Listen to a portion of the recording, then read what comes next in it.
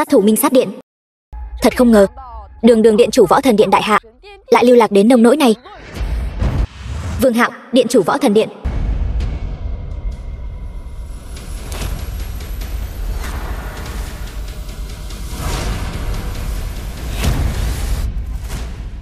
Nói, ai phái ngươi tới? Minh Sát Điện. Lên.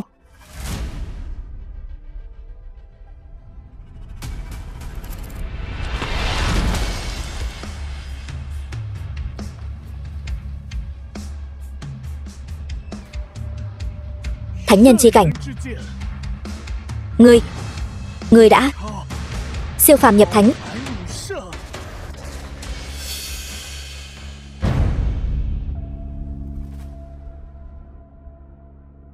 Chỉ nhược, chiến thần Võ Thần Điện. Điện chủ, Minh Sát Điện trọng phản nhân gian. Chỉ nhược khẩn cầu điện chủ xem xét đến thiên hạ chúng sinh, trở về thần điện. Thiên hạ chúng sinh này với một thằng bốc vác hôi hám thì có quan hệ gì? Trái tim ta đã thuộc về một người. Việc duy trì ổn định thiên hạ cứ giao cho các người đi. Alo. Cái gì? Không xong rồi, điện chủ, người của Minh Sát Điện bắt cóc phu nhân của ngài rồi. Được lắm, bọn chúng là đang ép ta vào trong. Vậy thiên hạ chúng sinh có liên quan đến vương mẫu ta rồi. Gửi vị trí cho ta. Dạ.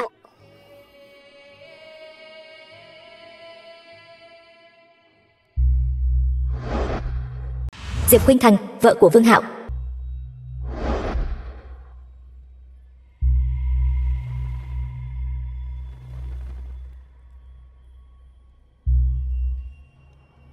Đại nhân, sát thủ Minh Sát Điện. Khó trách Vương Hạo này lại lưu luyến quên lối về. Thiên hải đệ nhất mỹ nhân, quả nhiên danh bất hư truyền. Tất nhiên rồi, Diệp Khuynh Thành này có được địa vị như ngày hôm nay trong giới giải trí đại hạ, ngươi nghĩ là nhờ diễn xuất của nàng ta sao? Chẳng phải là nhờ dung mạo của nàng ta hay sao? Nhưng đại nhân, người của Minh Sát Điện chúng ta không phải đã đi tìm Vương Hạo rồi sao? Võ Thần Điện điện chủ, thiên hạ đệ nhất bát, ngươi nghĩ hắn dễ dàng bị đối phó vậy sao? Đã biết ta không dễ đối phó, tại sao còn đến nộp mạng?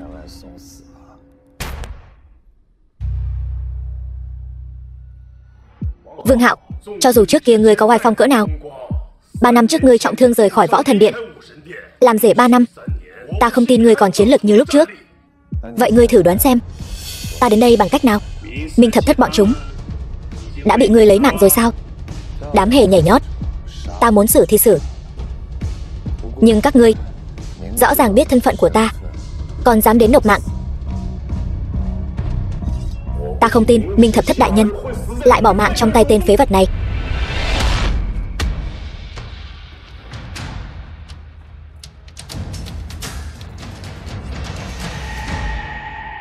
Vương Hạo, cho dù ngươi có mạnh đến đâu, hiện tại điểm yếu nằm trong tay ta. Ngươi có thể làm gì? Kiếm đến.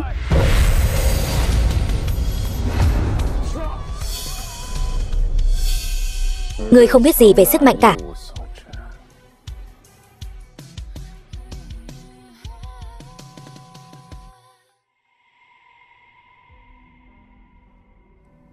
Điện chủ,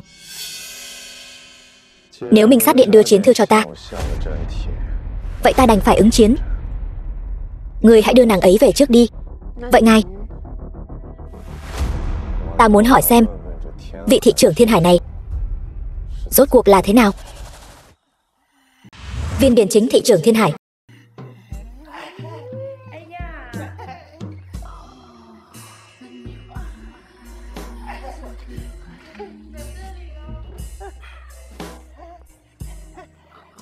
Tiểu mỹ nhân, bị bổn thị trưởng bắt được rồi. Nhất định phải cho ngươi nếm thử sự lợi hại của bổn thị trưởng.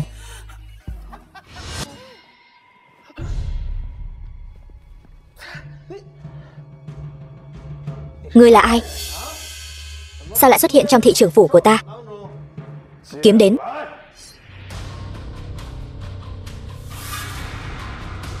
Ngươi là Võ Thần Điện điện chủ.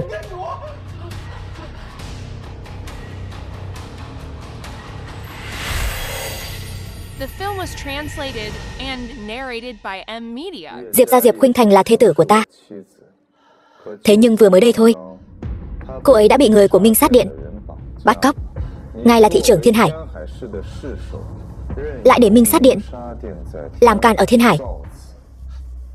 Ngài đáng bỏ mạng hay không đáng bỏ mạng đây? Bẩm đại nhân, xin hãy cho tiểu nhân một cơ hội chuộc lỗi. Đại nhân, tiểu nhân nguyện phối hợp với Võ Thần Điện tìm ra tàn dư của Minh Sát Điện ở Thiên Hải, và phó tá Diệp gia trở thành đỉnh cao quyền thế ở Thiên Hải này. Đại nhân, tiểu nhân tối nay nguyện vì đại nhân tổ chức tiệc đón gió. Đến lúc đó sẽ để tất cả các danh gia vọng tộc ở Thiên Hải đều đến dự, chiêm ngưỡng hào quang của đại nhân ngài. Đồng thời, tiểu nhân còn sẽ để Diệp gia trong bữa tiệc này ngồi vào vị trí cao nhất của Thiên Hải. Khuynh Thành đi theo tôi, bị người ta nói ra nói vào suốt 3 năm. Đến lúc đó có thể nhân bữa tiệc này để cô ấy đội lên phượng quan vốn nên thuộc về cô ấy. Nhân vật chính của bữa tiệc tối nay dĩ nhiên là Diệp Khuynh Thành. Tiểu nhân hiểu rồi. Tối nay không chỉ tất cả các danh gia vọng tộc ở Thiên Hải đều sẽ đến dự, mà cả những đạo diễn minh tinh hàng đầu của đại hạ cũng sẽ đến. Đến lúc đó Diệp tiểu thư sẽ trở thành nữ vương chân chính của đại hạ. Đại nhân đi thong thả. Diệp Kim Quốc, Lưu Mỹ Lệ.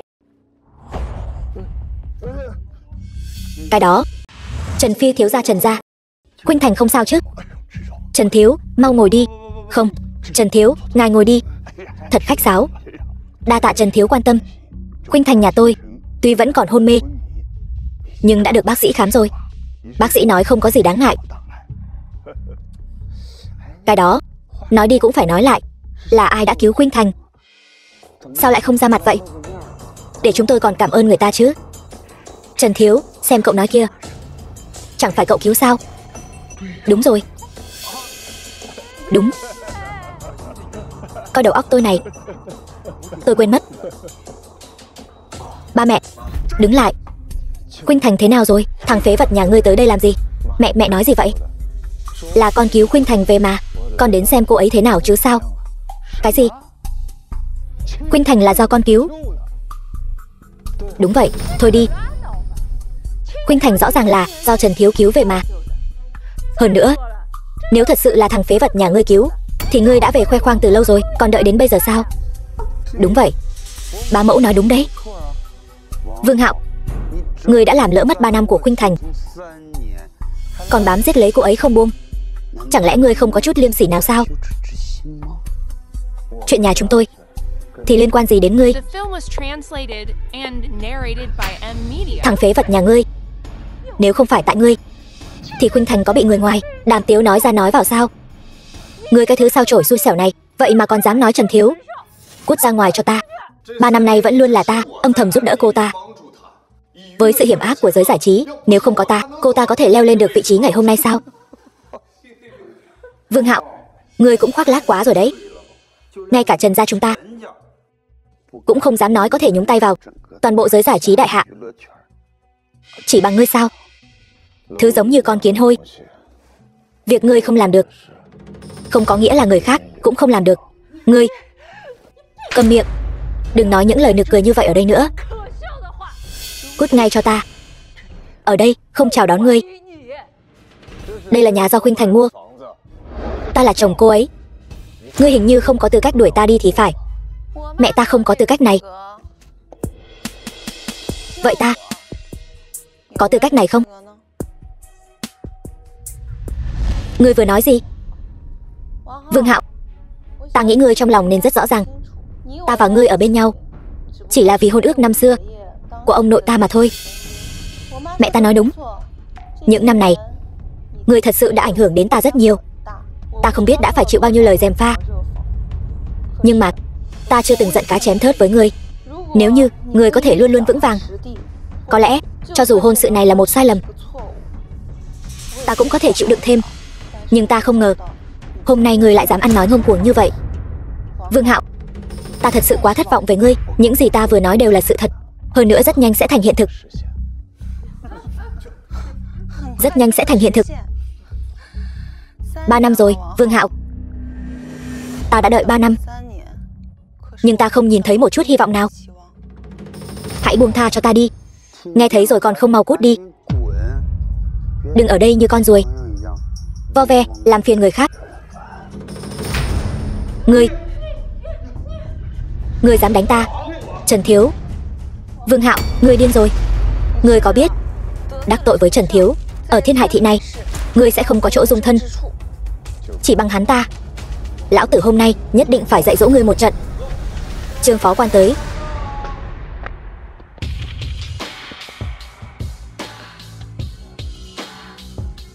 Trương phó quan, có phải là cánh tay đắc lực của thị trưởng đại nhân không? Sao lại đến nhà chúng ta? Không biết Trương phó quan đến Diệp gia chúng tôi là vì chuyện gì vậy? Diệp tiểu thư khách sáo rồi.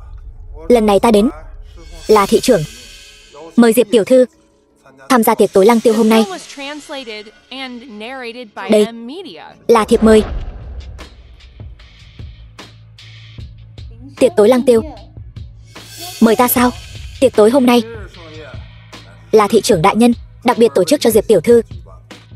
Không chỉ toàn bộ danh lưu Thiên Hải sẽ đến, các minh tinh hàng đầu đại hạ, các đạo diễn hàng đầu cũng sẽ đến đông đủ.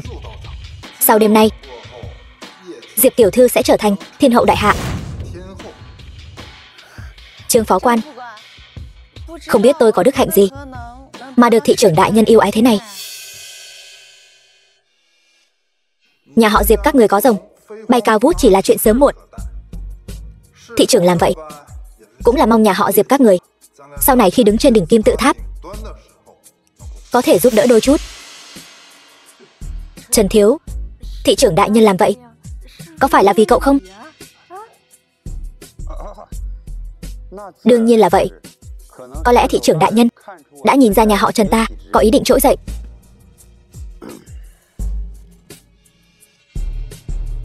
Nghe thấy chưa, đầu bỏ đi, cút ngay cho ta. Vô lễ. Trương phó quan, tại sao lại như vậy? Các ngươi đừng có tưởng rằng nhân trung long phượng trong miệng ta chính là nhà họ Trần này chứ. Nếu không phải nhà họ Trần chúng tôi thì còn ai xứng làm nhân trung long phượng nữa. Nhà họ Trần ở Thiên Hải có lẽ còn được coi là một thế lực, nhưng nếu đặt ở đại hạ thì còn chẳng bằng con kiến, hạt cát giữa biển cả. Thị trưởng đại nhân làm sao để vào mắt? Chẳng lẽ nhà họ Trần các ngươi thấy Trần gia ngay cả thị trưởng cũng không đáng để vào mắt? Không. Xin Trương phó quan nói rõ. Nếu không phải nhà họ Trần, vậy còn có thể là ai mà lại có quan hệ mật thiết với nhà họ Diệp chúng tôi như vậy chứ? Trần Long nhà họ Diệp đến từ Võ Thần Điện. Ý của Trương phó quan là nhân vật lớn của Võ Thần Điện đã để mắt tới con gái út nhà tôi rồi sao? Gần như vậy. Thư mời ta đã đưa tới, sẽ không làm phiền nữa. Đi thôi. Trương phó quan đi thong thả. Trương phó quan, thế nào Trần Phi? Cảm giác bị vả mặt ra sao? Ngươi im miệng. Cho dù Trần Thiếu không phải chân long cũng không tới lượt ngươi so sánh. Vương Hạo, lời Trương phó quan vừa nói hẳn là ngươi đã nghe rất rõ rồi. Sau đêm nay, ngươi và ta sẽ là người của hai thế giới. Tuy nhiên, chúng ta từng là vợ chồng. Ta mong chúng ta vẫn có thể tốt đẹp đường ai nấy đi. Trong thẻ này có 5 triệu. Ký vào đây. Thẻ này chính là của ngươi. Vậy ngươi nghĩ Vương Hạo ta 3 năm nay chỉ đáng giá 5 triệu thôi sao? Đây là cô ta trả lại cho ngươi 5 triệu. Nếu là ta một xu cũng sẽ không cho ngươi. Sao, ngươi muốn ngồi đó mà hét giá hả? Hay ngươi nghĩ nhà họ Trần các ngươi có thể nhảy nhót trước mặt ta sao? Vương Hạo, ngươi im miệng cho ta. 3 năm nay, nếu không phải vì ngươi, ta làm sao có thể nỗ lực như vậy mà vẫn cứ lẹt đẹt ở tuyến 3. Bây giờ ta có cơ hội như thế này, ngươi đừng hòng làm hòn đá cản đường ta. Ký nhanh lên. Ta nói cho ngươi biết, nếu không phải ta âm thầm nâng đỡ, chỉ với diễn xuất vụng về của ngươi, đừng nói là tuyến 3, ngay cả tuyến 30 cũng không đạt tới. Ngươi, thôi vậy, Nếu các ngươi đã tự tin như vậy, vậy ta sẽ cho ngươi xem, sau khi rời khỏi ta, nhà họ Diệp các ngươi sẽ trở thành cái dạng gì. Còn ngươi, Diệp Khuynh Thành, sẽ ra sao?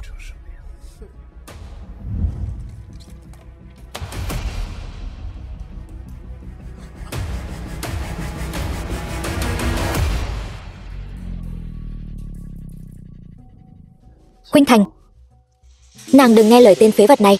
Ngày mai ở buổi tiệc, nàng hãy thể hiện cho tốt. Các nhân vật nổi tiếng đều sẽ đến, ta cũng sẽ đi cùng nàng. Đa tạ Trần thiếu. Điện chủ, nhà họ Diệp này thật là quá phóng túng.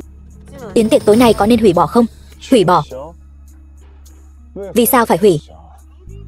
Ta đây rất mong chờ cuộc gặp gỡ tối nay.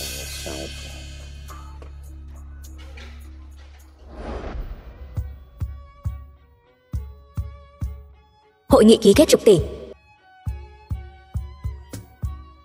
Khuynh Thành tỷ, ta thật hâm mộ tỷ, lại được nhân vật lớn của Võ Thần Điện để mắt tới. Tối nay tỷ phải thể hiện thật tốt đấy. Sau này có cơ hội cũng phải nâng đỡ ta nhé. Không thành vấn đề.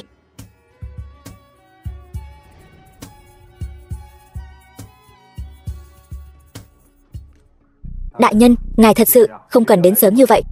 Dù sao thì thị trưởng cũng chưa đến mà. Không sao, ta chỉ xem qua thôi. Đúng rồi, lát nữa đừng tiết lộ thân phận của ta. Đã rõ. Đại nhân, để tôi giới thiệu cho ngài, vị này là Tam Tề Ảnh Hậu Đại Hạ, Đại Mật Mật. Xin chào. Rất hân hạnh được biết anh.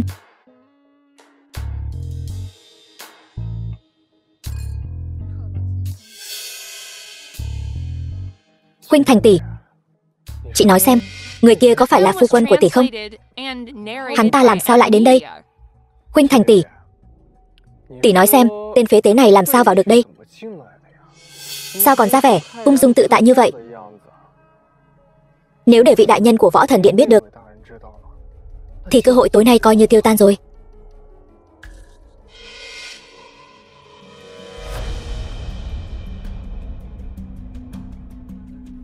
Vương Hạo, ngươi đến đây làm gì?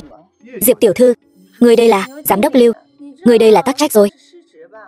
Vương Hạo làm sao mà vào được yến hội này? Có phải là dùng danh nghĩa của ta? Ta cần gì mượn danh nghĩa của ngươi? Ta đến đây đương nhiên là vì được mời. Yến tiệc hôm nay chỉ có nhân vật đỉnh cấp thiên hải và minh tinh hạng nhất đại hạ cùng đạo diễn mới được vào. Ngươi nói ngươi có thiệp mời. Thật nực cười. Vương Hạo, ta biết ta ly hôn với ngươi. Ngươi rất đau khổ, nhưng mà nếu ngươi vì thế mà phá hỏng đại sự của ta hôm nay, ta sẽ càng xem thường ngươi. Ta cũng sẽ triệt để đặt ngươi vào thế đối đầu với ta. Diệp tiểu thư cũng quá tự tin rồi đấy. Điện chủ, đôi vợ chồng này đang làm cái trò gì vậy? Diệp tiểu thư, cô hiểu lầm rồi. Vương tiên sinh quả thật là nhận được lời mời nên mới đến. Vậy sao tên phế vật này lại có thiệp mời? Lấy ra ta xem. Giám đốc Lưu, tôi biết anh đang lo lắng cho tôi, nhưng tôi muốn nói với anh rằng tôi và Vương Hạo đã ký thỏa thuận ly hôn. Tôi và hắn đã không còn bất kỳ quan hệ gì nữa, nên anh không cần phải bận tâm đến tôi. Ta đây rất mong chờ cuộc gặp gỡ tối nay. Tống cổ hắn ra ngoài cho ta. Giám đốc Lưu, tôi cứ tưởng anh giới thiệu cho tôi vị công tử nào cơ chứ. Rốt cuộc thì lại là tên ở rể nhà họ Diệp à? Biết thế này, tôi đã chẳng bắt tay. Nếu tôi là anh thì phải lập tức cuốn xéo đi cho rồi. Dù sao thì anh ở đây cũng chỉ khiến Khuynh Thành tỷ mất mặt thôi. Anh dám đánh tôi? Triệu tỷ, cô xem, hắn dám đánh tôi kìa. Để tôi xem nào. Diệp tiểu thư, người này là chồng cô phải không? Hắn ta đánh tiểu kỳ ra nông nỗi này. Bữa tiệc tối nay tuy là do Thiên Hải thị trưởng tổ chức cho cô, tuy cô được nhân vật lớn của Võ Thần Điện để mắt tới, nhưng cô làm vậy có phải nên cho tôi một lời giải thích không? Triệu tỷ, tôi đã nói rồi, tôi và Vương Hạo đã ly hôn. Bây giờ hắn ta làm gì cũng không liên quan gì đến tôi. Nếu đã vậy thì để tôi xử lý. Được, lên. Triệu tỷ, hiểu lầm rồi. Chắc chắn là hiểu lầm rồi. Giám đốc Lưu, anh chỉ là một con chó bên cạnh Viên thị trưởng thôi. Triệu gia ta là đệ nhất gia tộc Thiên Hải, ngay cả Viên thị trưởng đối với Triệu gia ta cũng phải khách khí. Anh mà cũng dám cản tôi. Triệu tỷ, không phải tôi muốn cản cô, mà là Vương tiên sinh thật sự được mời đến tham dự dạ tiệc Người có thể đến dạ tiệc này đều là kẻ giàu sang quyền quý. Vương Hạo này nếu chỉ là ở rể nhà họ Diệp, chắc hẳn Viên Điển Chính sẽ không đưa riêng cho hắn một tấm thiệp mời. Chẳng lẽ hắn còn thân phận khác? Anh ta có thiệp mời, lấy ra xem nào. Đại nhân, tiểu nhân biết ngài không muốn lộ thân phận, hay là lấy thiệp mời ra bịt miệng bọn họ lại.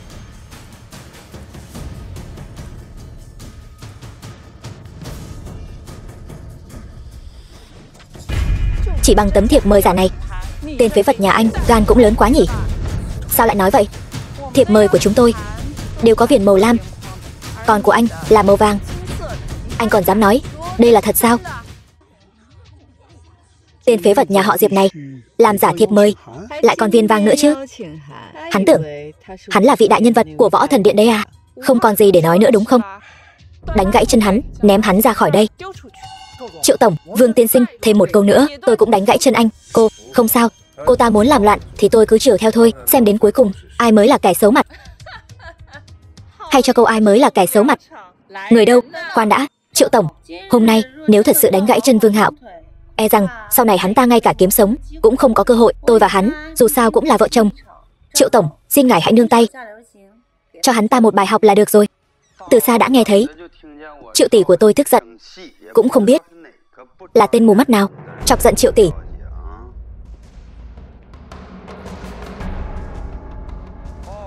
Hóa ra là tên phế vật nhà ngươi. Trần thiếu, ngươi hãy cầu xin Triệu tổng đi. Vương Hạo hắn không phải là Khuynh Thành. Ta nghe nói Võ Thần Điện vị đại nhân kia nói sẽ chuẩn bị cho cô 10 mấy vị minh tinh hạng nặng, còn có cả hợp đồng.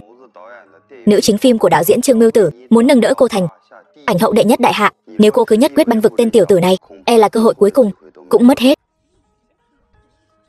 Không ngờ vị nhân vật của Võ Thần Điện kia lại đối với Diệp tiểu thư hào phóng như vậy, đội hình xa hoa như vậy, e là trăm tỷ phòng vé cũng là nằm chắc trong tay. Những gì nên giúp ta đã giúp rồi. Vương Hạo, ngươi tự lo liệu lấy. Triệu tỷ, Trần thiếu, sao vậy? Chẳng lẽ ngươi muốn bảo vệ hắn? Tôi muốn bảo vệ hắn? Đùa gì vậy? Chỉ là tôi có một yêu cầu nho nhỏ. Vậy đi, hôm nay ngươi chọc giận Triệu tỷ tôi, phế hai chân ngươi là chắc chắn rồi. Nếu ngươi liếm sạch giày của ta có thể cầu xin Triệu tỷ. Trần thiếu, thì ra ngươi có ý này. Nói sớm đi, cái thể diện này ta vẫn phải nể ngươi. Bảo ta liếm giày, ngươi xứng sao? Vương Hạo, ta biết ngươi cứng miệng, nhưng ta nói cho ngươi biết, hôm nay ngươi buộc phải liếm. Không muốn cũng phải liếm. Triệu tỷ, tôi muốn mượn người của cô một chút.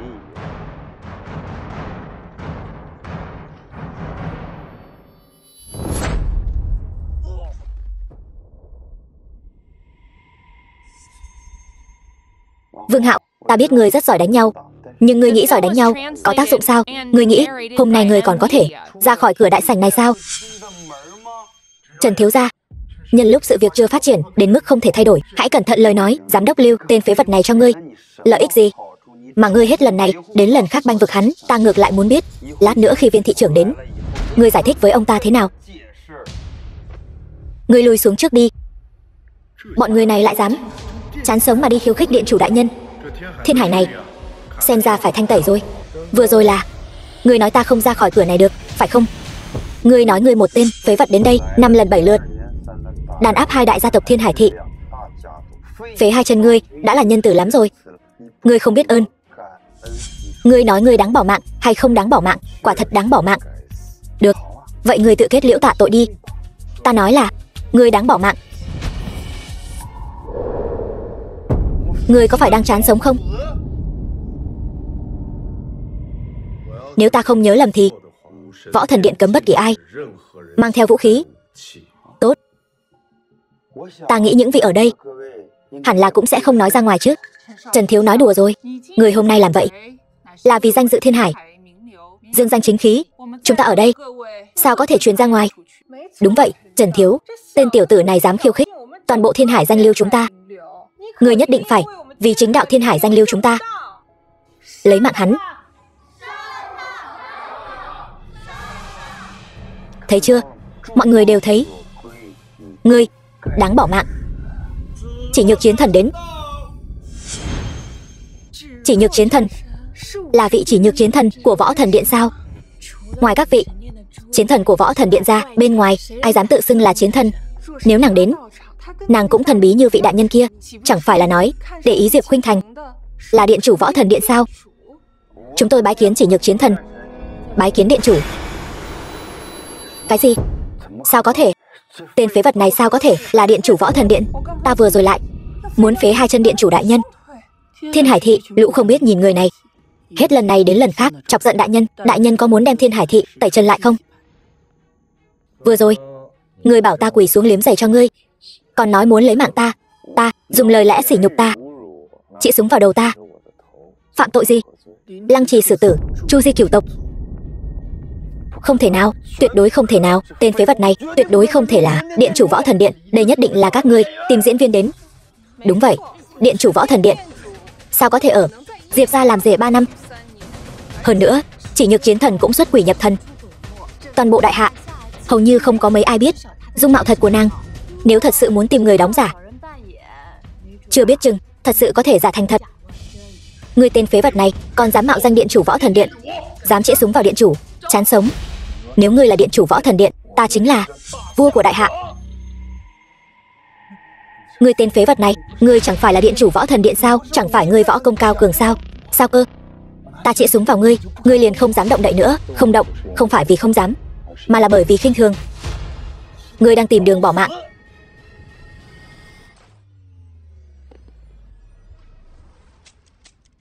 Ngươi đến cả đạn cũng không có.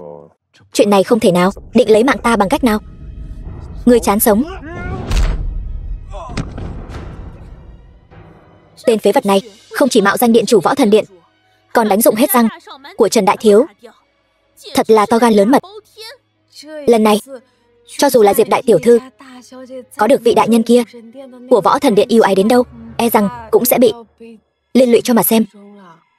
Vương Hạo, ngươi làm loạn đủ chưa? Ngươi còn tiếp tục như vậy, đừng nói là ngươi, cho dù là Diệp gia ta cũng khó tránh khỏi liên lụy. Vương Hạo, nếu bây giờ ngươi rời đi, ta còn có thể nói giúp ngươi vài câu. Ta chính là Vương, hà cớ gì cần người khác che chở? Điên rồi. Ngươi tên điên này. Ta, Diệp Khuynh Thành, đi theo ngươi 3 năm, ta thật sự là mù mắt rồi. Câu này nên là ta nói mới phải. Là ta mù mắt rồi. Vốn dĩ tất cả những điều này đều là ta chuẩn bị cho ngươi. Tốt, bây giờ ngươi tự tay hủy hoại tất cả.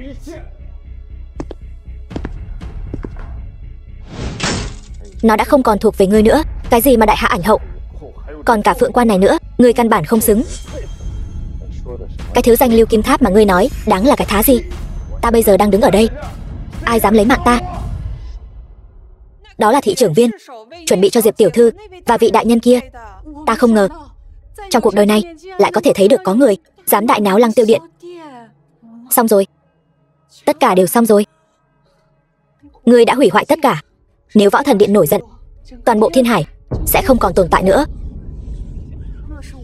Nếu Võ Thần Điện thật sự nổi giận, chẳng phải những người chúng ta đều sẽ bị liên lụy sao? Biết thế này thì đã không đến cái buổi tiệc Lăng Tiêu quỷ quái này rồi. Nếu không muốn Võ Thần Điện truy cứu, thì phải để tên phế vật này tự kết liễu, lấy cái mạng tạ tội. Vương Hạo, ngươi còn chưa lấy mạng tạ tội sao? Chẳng lẽ ngươi muốn để tất cả mọi người đều phải bỏ mạng theo ngươi sao? Câu này từ miệng ngươi nói ra, quả thật là có phong vị khác. Đáng lẽ lúc trước ta không nên cứu ngươi. Đến bây giờ rồi, ngươi còn nói những lời khoác lác như vậy. Ngươi nói ngươi cứu ta, bằng chứng đâu? Không cần chứng minh. Hôm đó ta tận mắt chứng kiến, chính là Vương Hạo đã cứu ngươi. Là đại tiểu thư Nam Cung gia ở Kinh Thành, Nam Cung Tuyết. Nam Cung tiểu thư đến đây làm gì? Chẳng lẽ lại đến tham dự yến tiệc? Diệp Khuynh Thành, không tồi, quả có vài phần tư sắc, chỉ là quá ngu muội.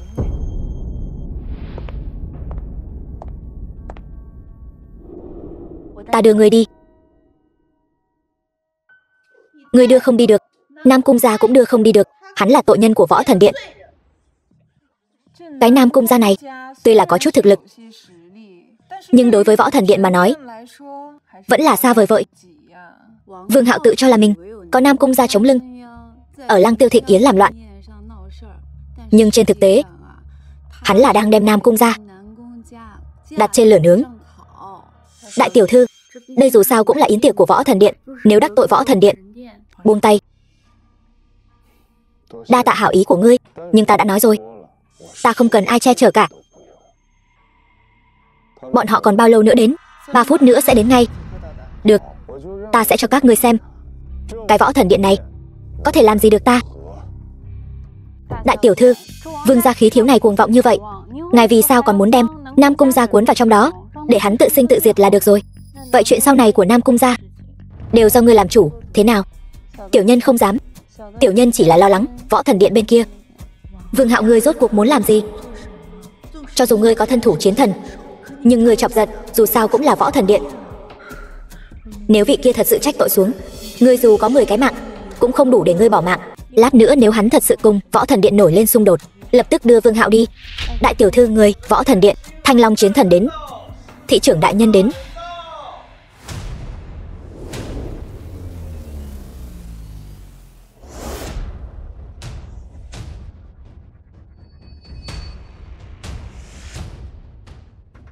Vậy mà là Thanh Long chiến thần.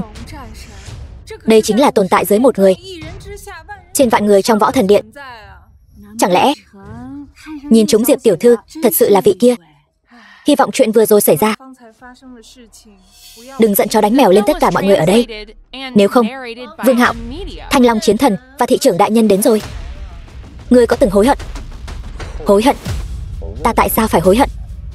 Chỉ nhược, vâng, hôm nay ta cứ ngồi ở đây xem vị viên thị trưởng trong miệng ngươi và Thanh Long đại nhân sẽ trừng phạt ta như thế nào. Yến tiệc này chẳng lẽ đã xảy ra chuyện gì sao? Sao mọi người đều tụ tập ở đây vậy? Chẳng lẽ là có người ở yến tiệc do bản thị trưởng chuẩn bị gây rối sao?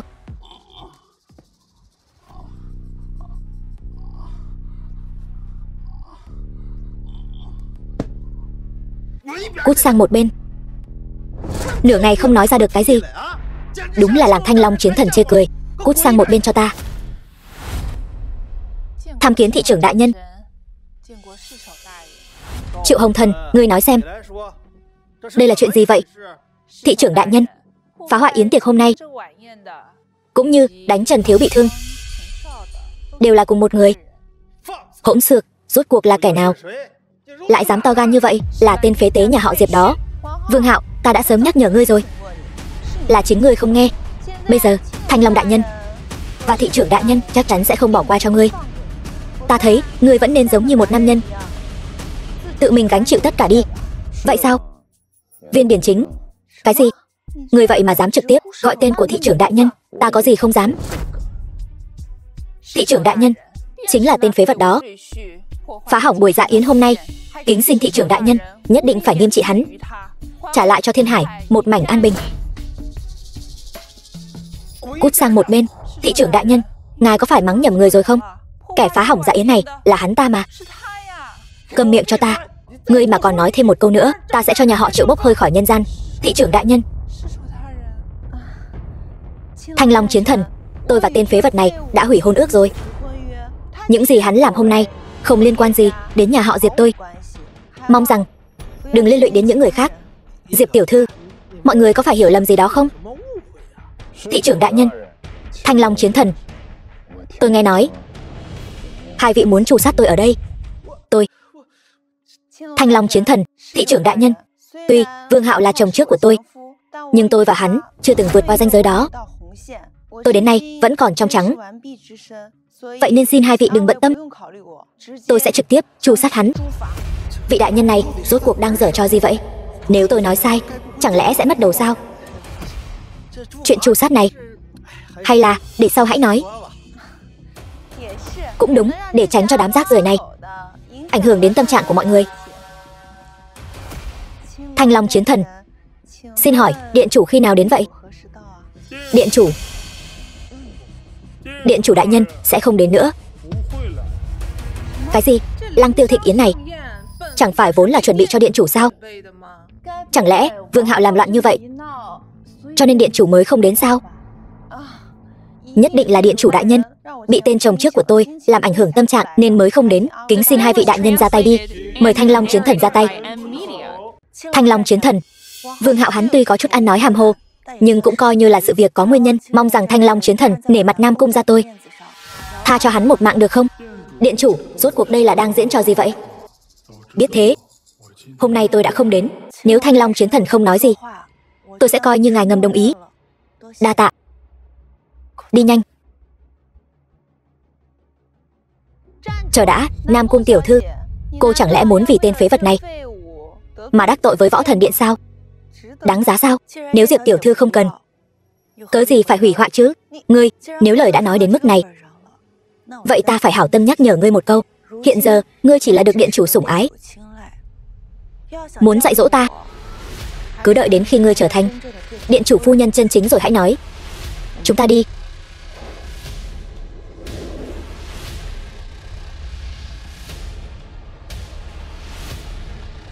Thanh Long đại nhân, ngài cứ để bọn họ đi như vậy sao? Yên tâm đi, kẻ đắc tội điện chủ sẽ không có kết quả tốt đẹp đâu. Thị trưởng đại nhân, nữ chính bộ phim của tôi, điện chủ và Diệp Khuynh Thành này hình như đã đoạn tuyệt rồi. Nếu đã vậy, ta cũng chẳng cần phải nịnh bợ nhà họ Diệp nữa. Việc này bàn sau đi. Mời. Còn nói là phim bom tấn, sao lại mất rồi? Sao có cảm giác nhà họ Diệp thất sủng rồi nhỉ? Vương Hạo đáng ghét, đều tại ngươi. Nếu không phải tại ngươi, bây giờ ta đã được cắt băng khánh thành cùng điện chủ rồi. Alo. Tôi biết rồi, tôi sẽ lập tức khởi hành đến kinh thành. Điện chủ, tôi biết ngài không bỏ rơi tôi.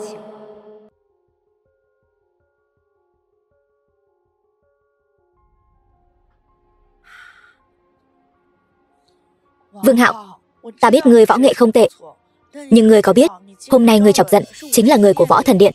Bọn họ là thế lực mạnh nhất thế gian này. Hôm nay may mà ta kịp thời đến, nếu không vị Thanh Long chiến thần kia có lẽ thật sự đã lấy mạng ngươi tại đây rồi. Thật ra ngươi không cần đến đâu, tiểu thư nhà ta cứu ngươi. Ngươi còn nói lời này được sao? Theo ta thấy thì đáng đợi ngươi bị tru sát. Nếu không phải chúng ta có hôn ước, ta mới lười quản ngươi. Đúng rồi, Tàn Dư Minh Sát Điện hoành hành. Điện chủ Võ Thần Điện triệu tập yến tiệc ở kinh thành, mời gọi các nhân vật danh tiếng cùng nhau bàn bạc cách tiêu diệt Tàn Dư Minh Sát Điện. Nam Cung gia ta cũng nằm trong danh sách được mời. Đến lúc đó ngươi cùng ta tham gia, hy vọng ở yến tiệc ngươi có thể khiêm tốn một chút, trở nên phô trương nữa. Ta khi nào nói ta muốn tổ chức yến tiệc, ngươi sao lại không biết điều như vậy? Cầm lấy đi, tôi sẽ ở lại đây thêm vài ngày. Nghĩ thông rồi thì gọi điện cho tôi sớm.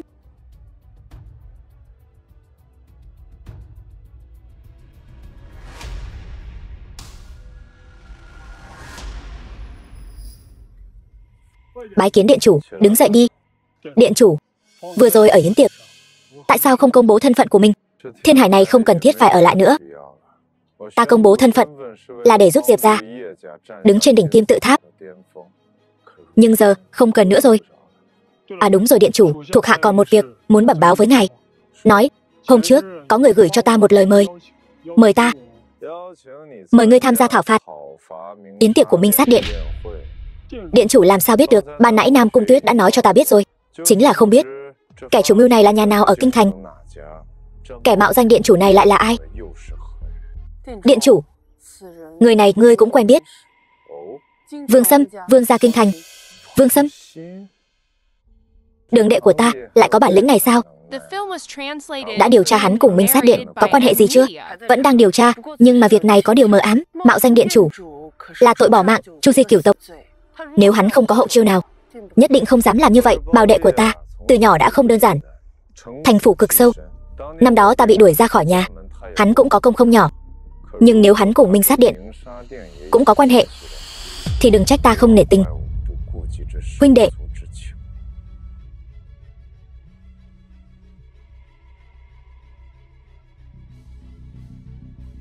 điện chủ nhận được thông báo Diệp Khuynh Thành nhận được lời mời của vương gia, hiện tại đã đáp máy bay đến kinh thành. Xem ra mục đích của buổi yến tiệc này là nhắm vào ta. Vậy ta nhất định phải tham gia.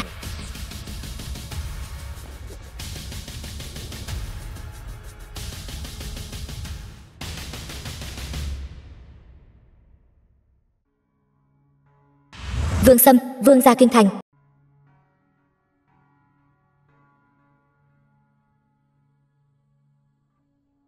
Thiếu gia, Diệp Khuynh Thành, Diệp gia Thiên Hải đã đến. Mời cô ấy vào.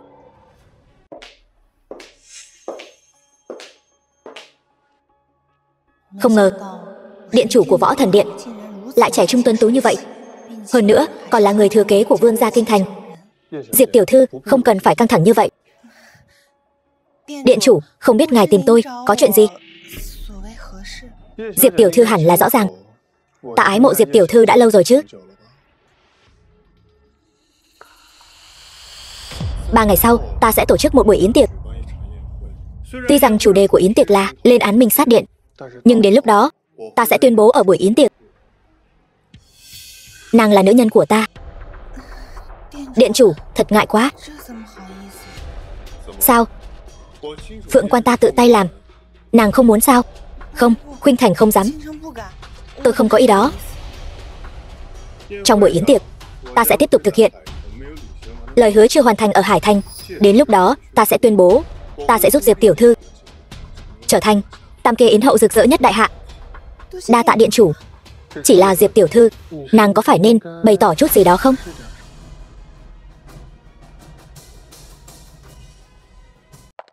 Ba ngày sau,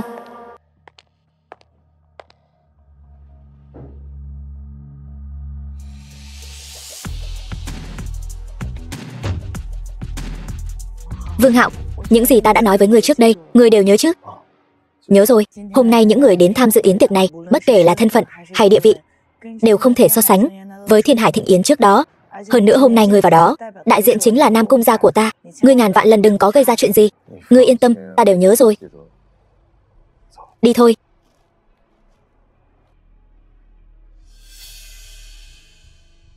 Chúng tôi được mời đến tham dự yến tiệc. Mời. Anh ta đi cùng tôi. Xin lỗi, vị tiên sinh này, không có thiệp mời, không được vào. Vương Sâm bảo ngươi làm vậy phải không? Tiên sinh, ngài nói gì vậy? Tôi nghe không hiểu lắm. Vẫn mong ngài hợp tác với công việc của tôi. Vương Sâm, thủ đoạn của ngươi có phần quá ấu trĩ rồi đấy. Vậy nếu ta nhất định phải vào thì sao? Tiểu tử, ngươi thật sự quá buồn cười. Đây chính là yến tiệc do Võ Thần Điện tổ chức. Đừng nói là đại hạ, cho dù là toàn thế giới, cũng chưa có mấy kẻ dám tự tiện xông vào. Ta không tin, ta muốn thử xem. Vương Hạo, ngươi đã đáp ứng ta, sẽ không gây chuyện mà. Ta không gây chuyện, là hắn gây sự trước. Đừng lo, việc này ta sẽ giải quyết thay ngươi. Xin chào, tôi là Nam Cung Tuyết đến từ Nam Cung gia. Còn vị này là vị hôn phu của tôi. Chuyến đi này cũng khá gấp gáp, vẫn chưa kịp xin thiếp mời. Ngài xem, có thể tạo điều kiện được không? Nam Cung gia là một trong 3 đại gia tộc ở Kinh Thành. Ta nghĩ trong thẻ này của Nam Cung tiểu thư chắc hẳn có không ít tiền đâu. Chỉ 200 vạn mà thôi, một chút tâm ý nhỏ. Nam Cung tiểu thư, cô đang nghi ngờ đạo đức nghề nghiệp của tôi sao? Hôm nay ta nhất định không cho hắn vào. Ta xem các ngươi có thể làm gì được ta. Ngươi xem kìa. Nói đạo lý với loại người này không thông đâu. Hay là để ta muốn xem thử ta có thể vào được hay không. Ta muốn xem thử ngươi có thể làm gì được ta. Tiểu tử, dám đánh ta. Ta nói cho ngươi biết, hôm nay ở đây là Võ Thần Điện tổ chức yến tiệc. Ngươi làm như vậy chính là đang khiêu khích Võ Thần Điện đấy. Ta nói cho ngươi biết, Vương Sâm không đại diện được cho Võ Thần Điện, ngươi cũng không đại diện được cho Võ Thần Điện. Ta vẫn muốn xem thử ta cứ vào đấy thì có thể làm gì được ta. Người đâu? Có người tự tiện xông vào hiện trường yến tiệc. Vương Hạo, ngươi đã hứa với ta sẽ không làm loạn mà. Nếu Vương Sâm đã mời Bát Phương danh lưu thì hắn sẽ không tùy tiện động thủ với ta ở đây. Ngươi yên tâm đi, ngươi ở đây đợi ta một lát, ta đi làm chút việc khác. Người đâu? Ngươi đang nói chuyện với ta sao? Nói nhảm, không nói với ngươi thì nói với ai? Nam Cung gia ta được mời đến tham dự yến tiệc. Cho dù Võ Thần Điện các ngươi có mạnh đến đâu thì cũng không đến lượt một tên như ngươi chỉ tay múa chân với ta. Đi thôi. Hắn nhất định đã đi vào hậu trường rồi. Vương Hạo, lần này ngươi sẽ phá cục ra sao? Thiếu gia, danh lưu đại hạ đều đã đến hiện trường yến tiệc. Được, ta biết rồi.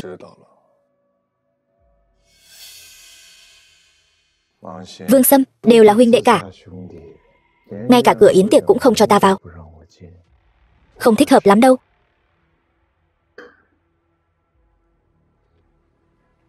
Đường ca, những điều huynh nói, đệ làm sao mà hiểu được. Nếu ngươi có thể đến yến tiệc này, chắc chắn ngươi sẽ tỏa sáng rực rỡ.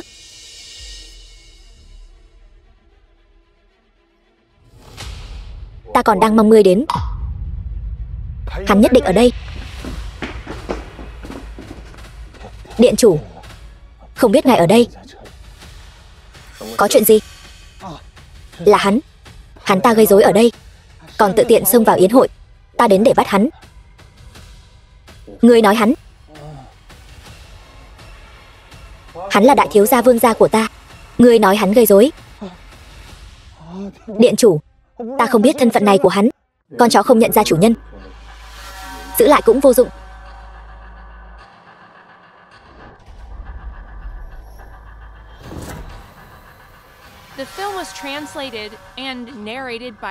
Đại ca, ta làm vậy, huynh hài lòng chứ?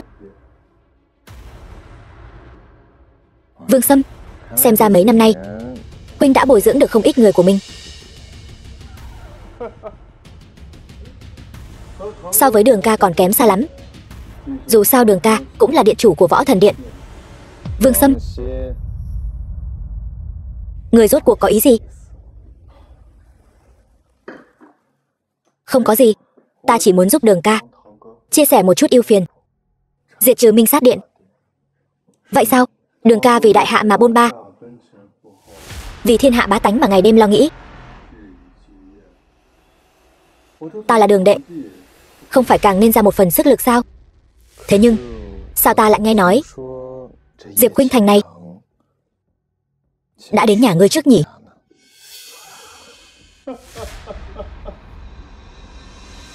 Quả nhiên, chuyện gì cũng không qua mắt được Đường ca. Đúng rồi, Diệp Khuynh Thành đó tuy là minh tinh hạng 3, nhưng mà xét về dung mạo chẳng kém gì hạng nhất. À đúng rồi, cô ta vẫn còn là lần đầu. Nhiều chuyện phải để ta dạy. Kích thích khỏi nói. Ngươi chán sống. Đường ca, đừng giận mà.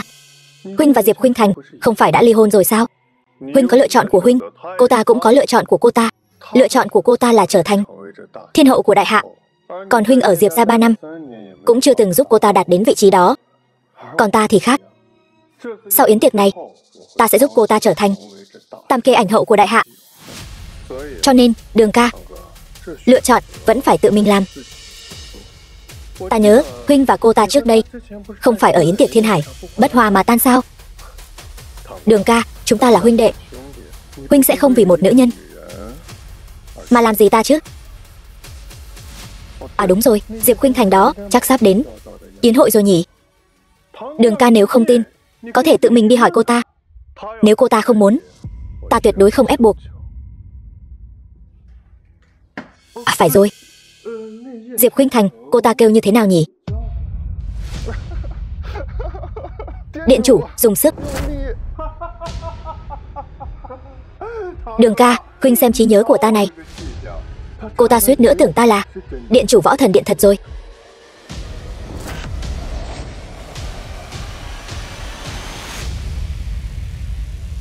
Đường ca, xem ra ở Diệp gia 3 năm làm rể đã mài mòn không ít tài năng của huynh.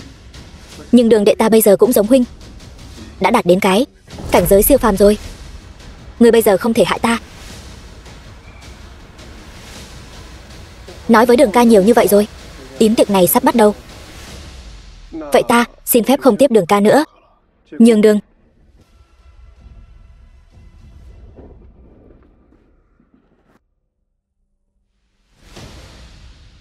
Cảnh giới siêu phàm. Vương Sâm, người tốt nhất đừng có dính líu gì đến Minh Sát Điện. Nếu không, thiếu gia, tay của ngươi, tay. Không sao. Vương Hạo dù mạnh đến đâu thì hắn cũng chỉ là một người. Đợi ta diệt triệt để võ thần điện của hắn. Hắn có lợi hại đến mấy cũng vô dụng. Hơn nữa,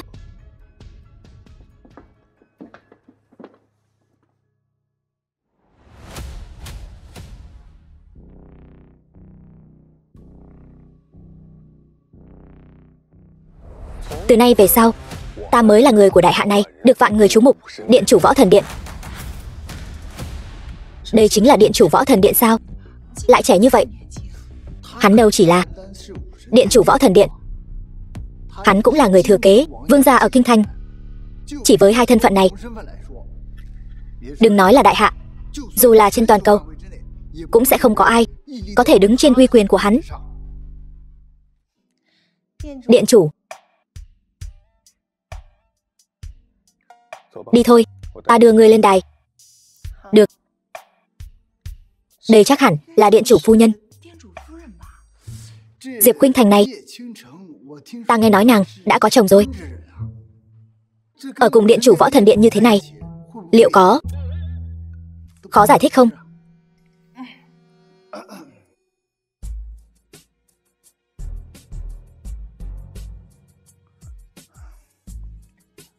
Ngươi vừa đi tìm hắn. Vậy mâu thuẫn giữa ngươi và võ thần điện đã được giải quyết rồi sao? Võ thần điện. Cũng đúng. Ngươi và Vương Sâm này dù sao cũng là đường huynh đệ mà. Trong một nhà thì có khúc mắc nào không gỡ bỏ được. Ta cũng biết điện chủ võ thần điện này là người nhà họ Vương các ngươi rồi. Ta mới hiểu hôm đó ở Thiên Hải Thịnh Yến, tại sao ngươi lại dám làm như vậy. Nếu là võ thần điện thì mâu thuẫn hẳn là mới bắt đầu. Hoan nghênh các vị bận rộn trăm công nghìn việc vẫn đến tham dự yến tiệc lần này. Tại đây, tôi xin kính chư vị một ly. Kính điện chủ.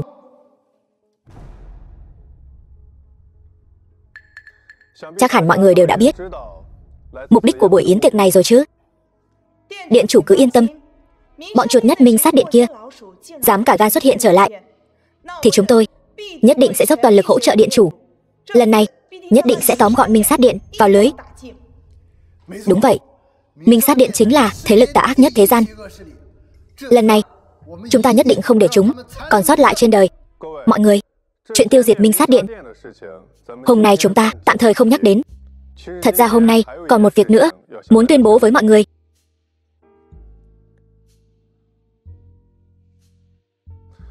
Ta và Khuynh Thành nhất kiến trung tình. Vậy nên tôi định đầu tư 100 tỷ để lăng xê Khuynh Thành trở thành tam kê ảnh hậu hàng đầu đại hạ. Diệp Khuynh Thành nhà họ Diệp ở Thiên Hải lại có vận may lớn đến vậy, được điện chủ quan tâm săn sóc. Điện chủ nói vậy là có chuyện vui rồi. Vậy khi nào mới mời mọi người uống rượu mừng đây? Tôi phản đối. Người này là ai? Dám công khai chống đối điện chủ? Đừng nói gì cả.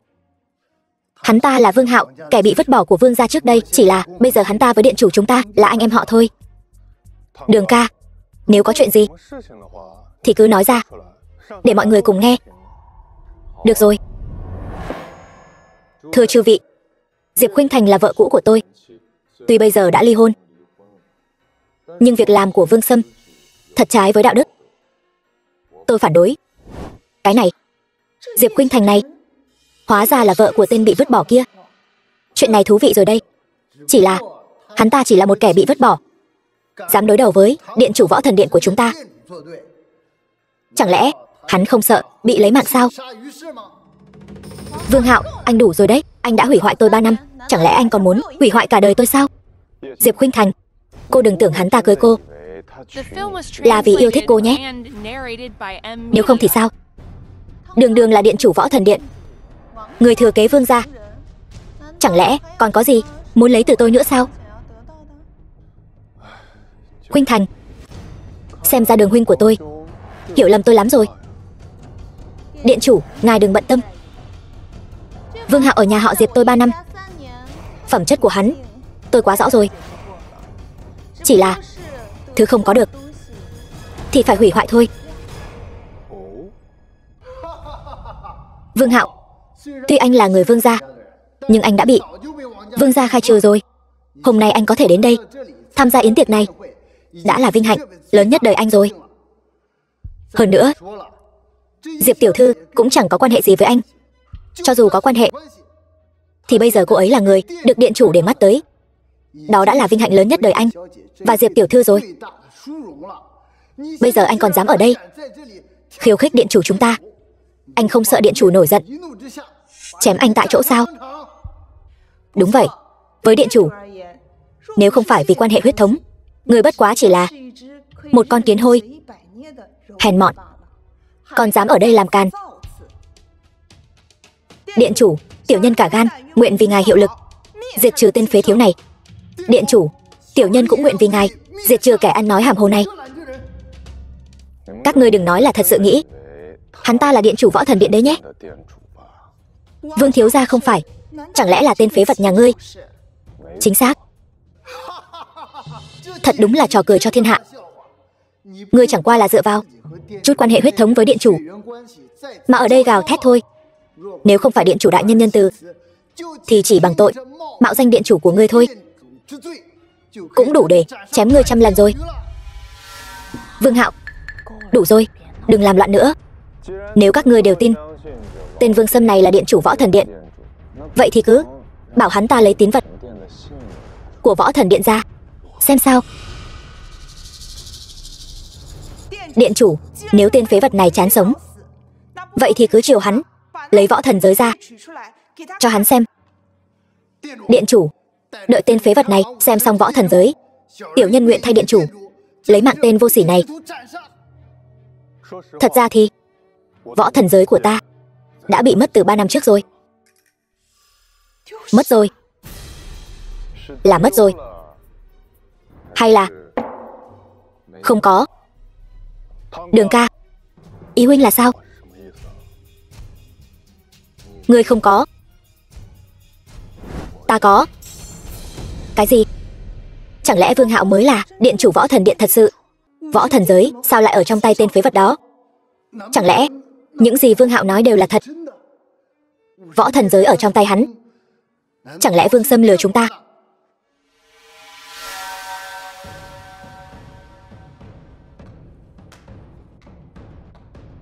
Kịch tính, thật kịch tính. Mọi người đều bị tên Vương Hạo này lừa rồi. Vương thiếu gia, ngươi nói vậy là sao? Mọi người, ta vừa nói rồi, nó đã mất từ 3 năm trước. Lúc đó ta chưa từng nghi ngờ vị Đường huynh này. Ai ngờ hắn không nhịn được, tự mình nhảy ra. Chẳng lẽ ý ngươi là ngươi mới là điện chủ thật sự? Hắn ta trộm giới chỉ của ngươi. Chính xác. Đúng, nhất định là vậy. Hắn ta không thể nào là điện chủ Võ Thần Điện. Nhất định là hắn ta đã trộm võ thần giới của điện chủ. Vương Hạo, ngươi đồ phế vật, không chỉ dám mạo danh điện chủ, còn dám trộm luôn cả võ thần giới của điện chủ. Diệp Khuynh Thành, ngươi đúng là vô phương cứu chữa. Ngươi chẳng qua là khẳng định điện chủ để tâm huyết mạch chi thân của các ngươi, không dám động thủ phải không? Điện chủ, Diệp gia Diệp Khuynh Thành nguyện thay mặt điện chủ trù sát tên vô sỉ chi đồ mạo danh lừa đời này. Diệp Khuynh Thành này chính là vợ cũ của Vương Hạo. Ngay cả cô ta cũng nói Vương Hạo không phải điện chủ. Vậy Vương Hạo tất nhiên không phải điện chủ rồi. Không được, ta phải nhanh chóng chọn phe, nếu không chỗ tốt đều bị Thiên Hải Diệp gia lấy mất. Điện chủ, Kinh Thành Hứa gia nguyện xuất thủ tru sát tên giặc này. Điện chủ, Lôi Đình Tông cũng nguyện tru sát tên giặc này. Còn có ta, Thiên Thành Môn, Đoạt Phách Điện, cảm tạ hảo ý của chư vị. Nhưng mà vị Đường huynh này của ta không phải muốn ta chứng minh bản thân là Võ Thần Điện điện chủ sao? Chuyện này kỳ thực rất đơn giản mà. Chẳng lẽ điện chủ không cần võ thần giới cũng có thể chứng minh thân phận của mình? Đúng vậy. Thanh Long chiến thần đến.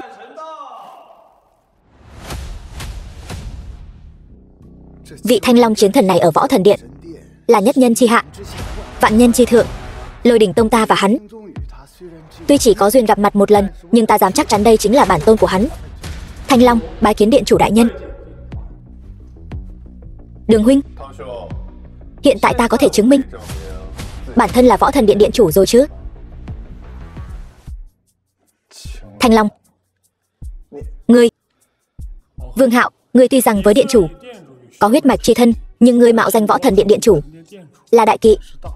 Cũng may điện chủ khai ân, nếu không ngươi đã sớm thân thủ dị xứ rồi. Ta khuyên ngươi vẫn nên tự biết thân biết phận. Đường huynh, ngươi hiện tại còn có gì để nói sao? Nếu Thanh Long chiến thần đã chứng minh Vương Hạo là Võ Thần Điện điện chủ, vậy trò hề này cũng nên kết thúc rồi. Đúng vậy, vị Thanh Long chiến thần này tuy rằng là tồn tại rất thần bí, nhưng hắn và Võ Thần Điện điện chủ là tồn tại rất thân thiết, cho nên lời hắn nói nhất định không phải nói dối. Vậy bây giờ đã rõ ràng rồi. Tên Vương Hạo này chính là tên đại bịt bợm chính hiệu. Nếu không còn gì để nói, vậy bảo tọa điện chủ này ta liền an tọa. Chúng thần bái kiến điện chủ. Chư vị xin đứng dậy. Đúng rồi, từ tin tức ta nhận được, Đường huynh của ta hình như có dính líu tới Minh Sát Điện đó. Cái gì? Minh Sát Điện? Tên phế vật này lại là người của Minh Sát Điện. Ta vốn định cho hắn thêm một cơ hội, nhưng hắn lại to gan lớn mật, chạy đến đại điện này mạo danh ta. Chư vị, theo ý kiến của các vị, chuyện này nên xử lý như thế nào đây? Lấy mạng hắn đi. Tàn dư của Minh Sát Điện này không thể giữ hắn lại. Điện chủ niệm tình huyết mạch, có vài người lại không tự biết. Theo ta thấy, vẫn là nên xử đi. Lấy mạng hắn đi. Dừng tay. Nam Cung tiểu thư, ngươi sẽ không định bảo vệ tên tàn dư của Minh Sát Điện này chứ? Minh Sát Điện chính là thế lực tà ác nhất thế gian. Nam Cung gia tộc các ngươi tuy nói là gia tộc đỉnh cấp của đại hạ, nhưng ngươi muốn giữ lại tên tàn dư này để chống lại toàn bộ thế lực chính phái của đại hạ, e là có chút nằm mơ giữa ban ngày rồi. Hơn nữa, hắn là người mà Võ Thần Điện muốn tru sát đấy. Điện chủ, ta tin tưởng Vương Hạo. Hắn nhất định không phải là tàn dư của Minh Sát Điện. Trong chuyện này nhất định có hiểu lầm gì đó. Mong điện chủ nể mặt Nam Cung gia tộc ta, tha cho hắn một mạng. Nam Cung tiểu thư, ý của ngươi là Nam Cung gia tộc các ngươi muốn bảo lãnh Đường huynh của ta không phải người của Minh Sát Điện sao? Phải. Nhà đầu ngốc này lại vì ta công khai đắc tội với nhiều thế lực của đại hạ như vậy. Điện chủ, đừng nghe cô ta nói. Cô ta và tên Vương Hạo kia hoàn toàn là phương chuột đồng. Trước đây ở Thiên Hải Thành, cô ta đã ra mặt vì Vương Hạo, nói Vương Hạo là vị hôn phu của cô ta. Hơn nữa, còn công khai vả mặt Võ Thần Điện. Lúc đó, Thanh Long chiến thần cũng có mặt. Thanh Long chiến thần, có chuyện này sao? Quả thật có chuyện này. Nam Cung tiểu thư, nếu đã như vậy, sự bảo lãnh của Nam Cung gia tộc các ngươi, e rằng mọi người sẽ không tin đâu. Nam Cung tiểu thư, người lúc trước nói ta, Diệp Khuynh Thành, không có tư cách chỉ tay 5 ngón vào ngươi, trừ phi ta trở thành điện chủ phu nhân. Vậy bây giờ ta hỏi ngươi, ta có tư cách này chưa? Nam Cung tiểu thư, nếu ngươi thật sự muốn bảo toàn Đường huynh của ta đây có một kế sách vẹn cả đôi đường.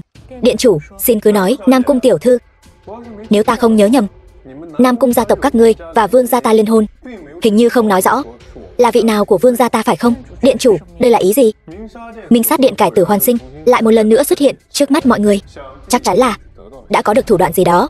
Mà Nam Cung gia tộc các ngươi là gia tộc đỉnh thế của đại hạ, nếu kết thông gia với Vương gia ta, vậy thì chúng ta đối phó với Minh Sát Điện không phải lại thêm vài phần chắc chắn sao? Cái gì? Điện chủ, nếu Nam Cung Tuyết trở thành điện chủ phu nhân, vậy ta thì sao? Khuynh Thành, ta làm vậy đều vì bách tính thiên hạ. Ta nghĩ ngươi sẽ hiểu ta, đúng không? Nam Cung tiểu thư, ngươi thấy thế nào? Điện chủ, ta Nam Cung tiểu thư, nếu ta không nhớ nhầm, Nam Cung gia tộc các ngươi là liên hôn với Vương gia ta, còn Đường huynh của ta đã bị trục xuất khỏi Vương gia 3 năm trước rồi. Nói cách khác, hắn ta không còn là người của Vương gia chúng ta nữa, cho nên người có thể liên hôn với ngươi chỉ có ta, Vương Sâm. Hơn nữa, tất cả mọi người trong đại điện này, ai mà chẳng là bậc nghĩa sĩ lo cho thiên hạ. Trước đại địch Minh Sát Điện, Nam Cung gia với tư cách là gia tộc đứng đầu đại hạ, chẳng lẽ không nên đứng ra sao? Năm đó ta đã dốc hết sức lực mà vẫn không thể tiêu diệt Minh Sát Điện. Có thể thấy được Minh Sát Điện khó đối phó đến mức nào. Ta, Nam Cung tiểu thư, Tuy hứa ra ta không bằng Nam Cung gia ngươi, nhưng điện chủ đã nói đến mức này rồi. Nếu ngươi còn từ chối nữa thì e là không ổn lắm đâu. Đúng vậy, Nam Cung tiểu thư, ý của điện chủ đã rất rõ ràng rồi. Ngươi muốn giữ lại tên Dương Nhiệt này thì ngươi chỉ có thể đồng ý cuộc hôn nhân này. Nam Cung tiểu thư, ta đã nói rất rõ ràng rồi. Ta liên hôn với ngươi chỉ để tiêu diệt Minh Sát Điện. Sau khi đánh bại Minh Sát Điện, ta sẽ trả lại tự do cho ngươi ngay. Ngươi đừng nghe hắn ta. Vương Hạo, Nam Cung tiểu thư đang cứu mạng ngươi đấy. Ngươi thật sự nghĩ ta không dám hại ngươi sao? Điện chủ, không cần nói nữa. Ta đồng ý với ngươi. Được, bổn điện chủ tuyên bố, hôn kỳ của ta và Nam Cung Tuyết sẽ sau 3 ngày nữa. Sau khi chư vị uống rượu mừng của ta xong, bổn điện chủ sẽ đích thân xuất chinh, tiêu diệt Minh Sát Điện.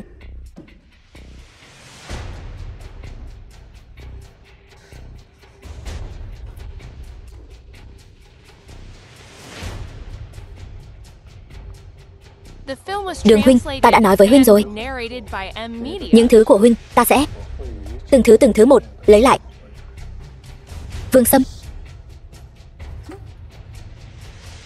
vô lễ, dám vô lễ với điện chủ.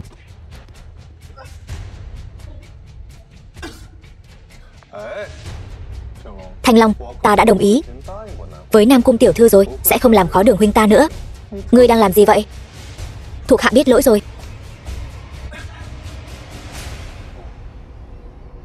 Đúng rồi.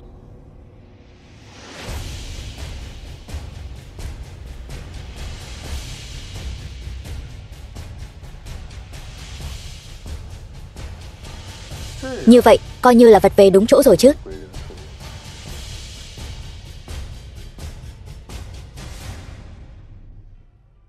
Ta khinh, đồ hề nhảy nhót.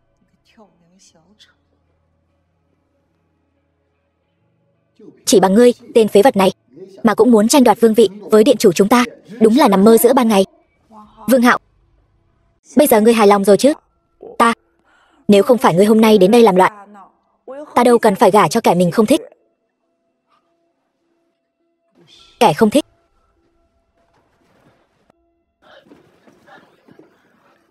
Ngươi đợi đó. Còn muốn làm gì nữa? Ngươi yên tâm, ta sẽ không để ngươi phải gả cho người ngươi không muốn gả. Vương Hạo, ngươi tỉnh táo lại chút được không? Bây giờ Vương Sâm, hắn ta không chỉ là người thừa kế của Vương gia, mà còn là điện chủ của Võ Thần Điện.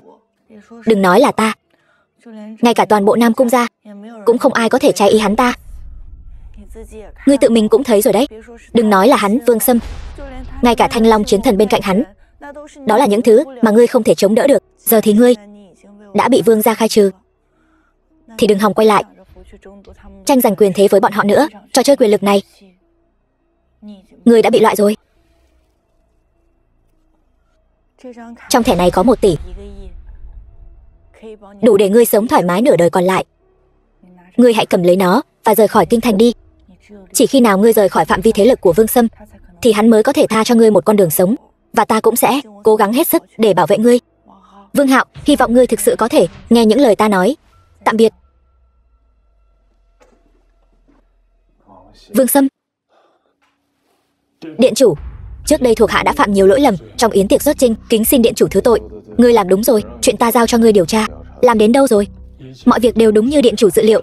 Tên Vương Sâm này quả nhiên là tàn dư của Minh Sát Điện. Ta đúng là có một người đệ đệ tốt. Các thế lực của đại hạ hiện nay ra sao? Chỉ còn lại một số ít thế lực, phần lớn đều nằm trong tay Vương Sâm. Điện chủ có định thu lưới ngay bây giờ không?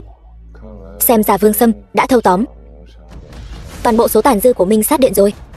Lần thu lưới này, ta hy vọng sẽ tóm gọn toàn bộ, chứ không phải như lần trước còn sót lại cá lọt lưới. Vậy tiếp theo chúng ta nên làm gì? Trời muốn nó diệt vong, ắt sẽ khiến nó điên cuồng. Hiện giờ khí thế của hắn đang lên, chắc chắn sẽ rất cảnh giác. Người tiếp tục nằm vùng bên cạnh hắn, đợi đến khi nào hắn mất cảnh giác và tất cả tàn dư đều lộ diện, thì hãy tóm gọn một mẻ. Thuộc hạ đã rõ. Ngươi đi điều tra xem Vương gia hiện giờ có bao nhiêu người và bao nhiêu thế lực có liên quan đến Minh Sát Điện. Dạ. Vương Sâm, muốn cướp đoạt tất cả những gì ta đang có. Ngươi chưa đủ tư cách. Điện chủ, toàn bộ vương gia trên dưới có tổng cộng 346 người. Trong đó có 137 người là người của Minh Sát Điện. Ta đã bảo sao tìm không ra người, thì ra đều ở ngay dưới mí mắt ta. Điện chủ định xử lý những người này thế nào? Đừng vội, trước tiên đừng đánh rắn động cỏ. Người đệ đệ tốt của ta không phải hạng tầm thường. Bây giờ khí thế của hắn đang lên, ta sao có thể dễ dàng bóp nát hắn được. À đúng rồi, lát nữa cùng ta đến tụ bảo các một chuyến. Điện chủ, vì sao lại muốn đến tụ bảo các? Không thể để người đường đệ tốt của ta cướp hôn ước của ta với Nam Cung Tuyết được. Điện chủ, là muốn cầu hôn? Đúng vậy, nhưng bây giờ ta lại không tiện cướp danh hiệu của đường đệ ta. Trong tụ bảo các có rất nhiều bảo vật, nhất định sẽ có thứ phù hợp, thuộc hạ sẽ đi làm ngay.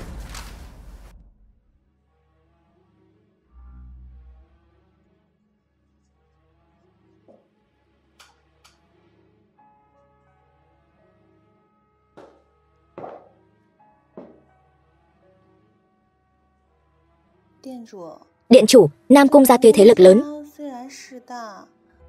nhưng Võ Thần Điện vốn mạnh hơn Minh Sát Điện.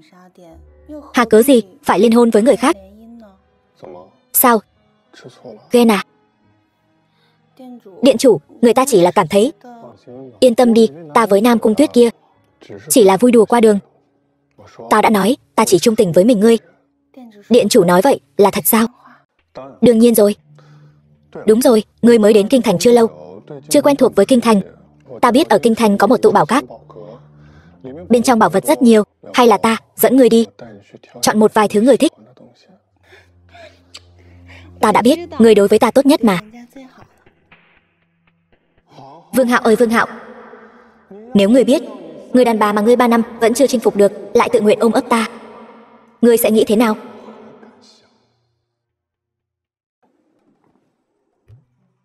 Điện chủ, người vì sao cứ nhìn ta mãi vậy? Ta đang nghĩ bộ y phục này của ngươi liệu có hay không dọa sợ đám lão già kia. Ý của điện chủ là hay là ngươi thay bộ khác đi? Nhưng ta không có y phục để thay. Không sao, ta có đây.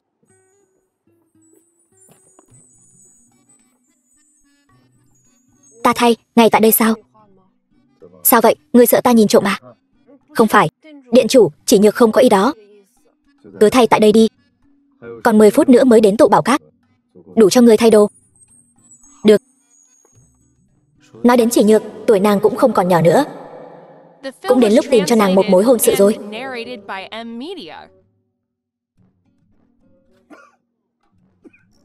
Điện chủ, người sao vậy? Ta không sao. Ngươi cứ mặc nó đi.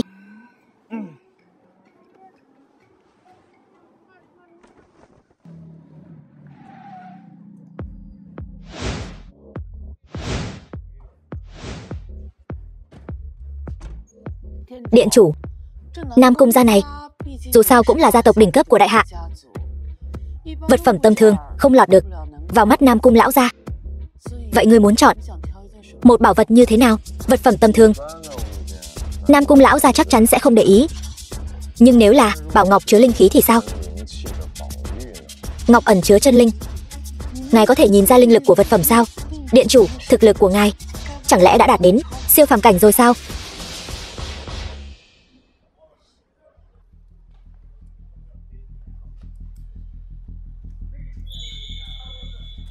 Lão nhân gia, cái này, chàng trai trẻ, ta có ý tốt nhắc nhở ngươi. Lão già này là một kẻ lừa đảo. Những món đồ vớ vẩn của lão ta mà đòi mấy chục vạn.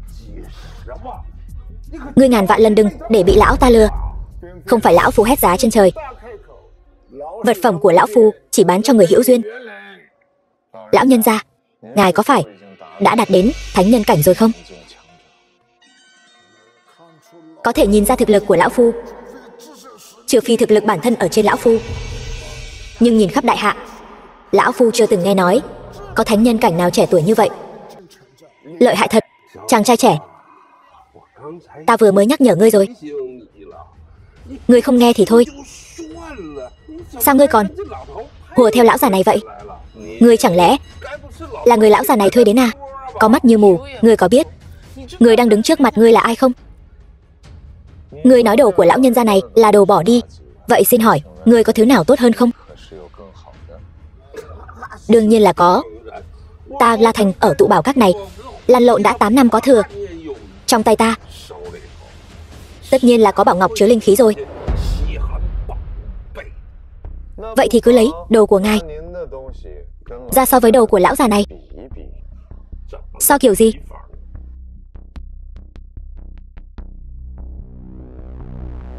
Ngài có thể lấy ra bất kỳ thứ gì. Giá trị của nó có thể so với giá trị của miếng ngọc này. Thì đồ của ngài tôi sẽ mua với giá gấp đôi.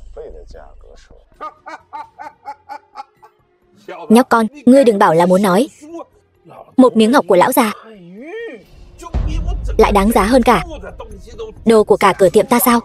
Thằng nhãi danh từ đâu tới, dám ở đây nghi ngờ thực lực của La lão bản. La lão bản ở tụ bảo các sở hữu 3 cửa tiệm, thực lực không cần bàn cãi. Cứ tùy tiện lấy một miếng ngọc nát lại nói so với La lão bản, những lời nhảm nhí này ngươi cũng dám nói. Nhóc con, nghe thấy chưa? Ta cũng không làm khó dễ. Ngươi quỳ xuống, dập đầu 3 cái. Ta sẽ để ngươi đi. Ngươi dám bảo điện chủ chúng ta quỳ xuống dập đầu với ngươi, ngươi cũng xứng sao? Không sao, nếu ngươi dám. Vậy chúng ta sẽ so. Chúng ta sẽ lấy thắng thua định thành bại. Nếu ngươi cố ý muốn làm trò cười, ta cũng không ngăn cản. Tuy rằng ở đại hạ, ta là mỗ nhân không tính là người nổi tiếng, dù sao ta cũng có tài sản hơn 100 triệu. Cứ đánh cược với ta, trước tiên ngươi phải chứng minh thực lực của mình. Đây, cường giả trên cấp chiến thần của Võ Thần Điện mới có hắc vũ sĩ thẻ. Nghe nói thẻ hắc vũ sĩ này đẳng cấp thấp nhất cũng có thể ứng trước 100 tỷ. Ta thấy cô gái này hình như là tùy tùng của người trẻ tuổi. Hai người này rốt cuộc là ai? Hắc vũ sĩ thẻ. Hai người rốt cuộc là ai? Được rồi, bây giờ thực lực ta đã chứng minh thẻ vũ sĩ này không thể làm giả được. Bây giờ ngươi có dám đánh cược không? Cho dù bọn họ là chiến thần của Võ Thần Điện, hắn cũng có lúc nhìn lầm. Ta La Thành tuyệt đối không tin một lão già lơ tơ mơ lấy ra thứ đồ có thể tốt hơn của ta. Được, ta đánh cược với ngươi, nhất ngôn ký xuất. Tuy nhiên, giám bảo sư phải chọn từ giám bảo các chính thức của ta. Không vấn đề, lão tiên sinh. Có thể mượn ngọc bội của ngài một chút không? Không vấn đề. Ta cũng không bắt nạt ngươi. Ta sẽ không dùng tất cả bảo bối trong tiệm. Ta chỉ lấy ra 3 món bảo bối. Nếu ngọc của ngài đáng giá hơn cả 3 món bảo bối của ta, ta sẽ nhận thua. Khi đó, ta sẽ dập đầu xin lỗi. La lão bản, người ngài tìm khi nào tới? Sắp rồi. Tốt.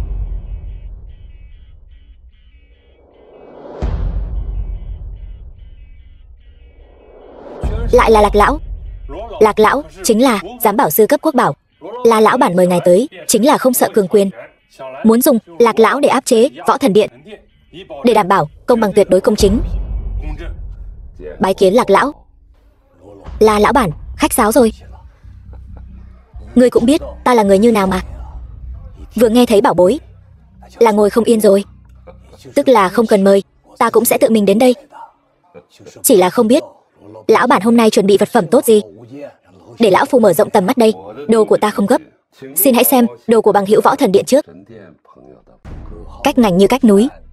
Hai vị tuy là bằng hữu của Võ Thần Điện, nhưng còn trẻ như vậy thì đã thưởng dám qua được bao nhiêu bảo bối, lại còn dám ở đây lớn tiếng khoác lác. Thật nực cười. Lạc lão, người hà tất phải nhìn người bằng con mắt khác màu, chi bằng xem bảo bối trước đã. Ta ngược lại muốn xem người có bảo bối gì.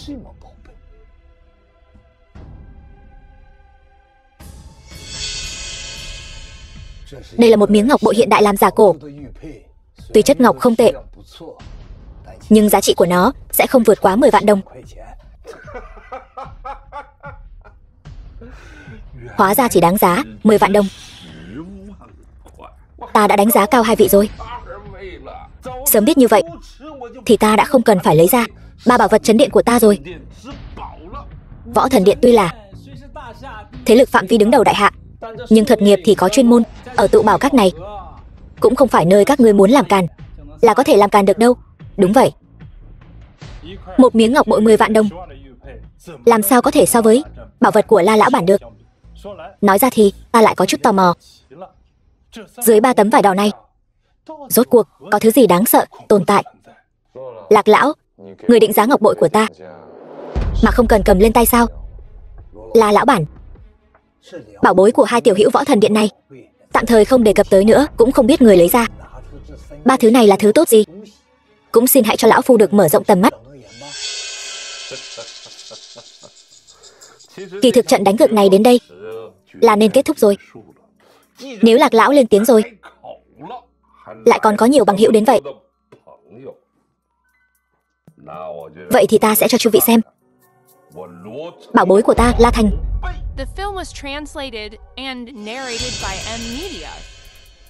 Đây là đồ sứ xanh trắng thời nguyên. Cho dù là đồ sứ cấp bậc này thì trong cả tụ bảo các cũng không vượt quá một bàn tay. Giá trị của nó ít nhất cũng phải phá ngàn vạn. Cái đĩa sứ này lại đáng giá như vậy sao? La Thành có thể đứng vững ở tụ bảo các, há có thể không có chút bảo bối nào chứ? So ra thì ta càng muốn biết hai bảo bối còn lại mà hắn chuẩn bị là gì. Hai bảo bối chưa xuất hiện cũng không cần nữa, chỉ một đối một này là đã phân thắng bại rồi. Không biết hai vị Võ Thần Điện này sẽ xử lý ra sao? La lão bản, hai món đồ còn lại cũng xin hãy cho lão phu được xem qua. Được.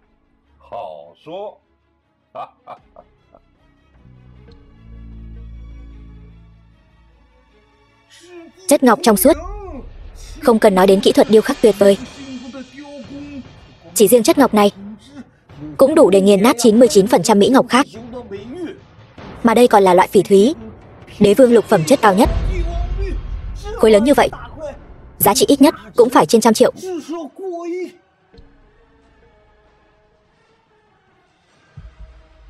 Mời các vị xem qua.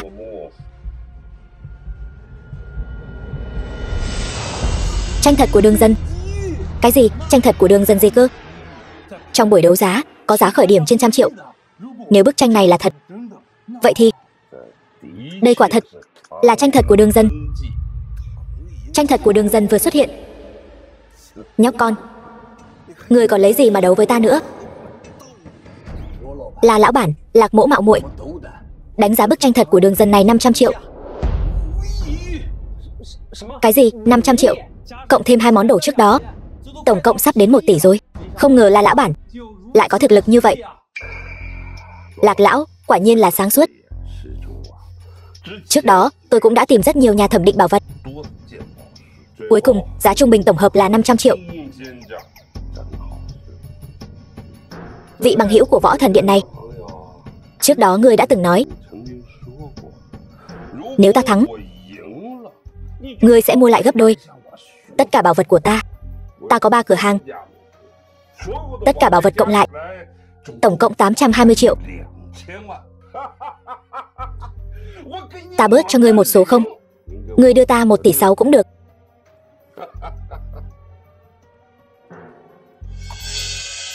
Quẹt thẻ đi. Quẹt thẻ gì chứ? Sao vậy? Võ Thần Điện không dám thua sao? Thua? Ai nói ta thua? Đồ thô lỗ, đầu óc ngu si tứ chi phát triển. Không có kim cương thì đừng có ôm đồ sứ. Lạc lão, ngài là bậc thầy trong giới thẩm định bảo vật, nhưng vãn bối mạo muội hỏi một câu, ngài thật sự cho rằng ngọc bội của tôi chỉ đáng giá 10 vạn đồng?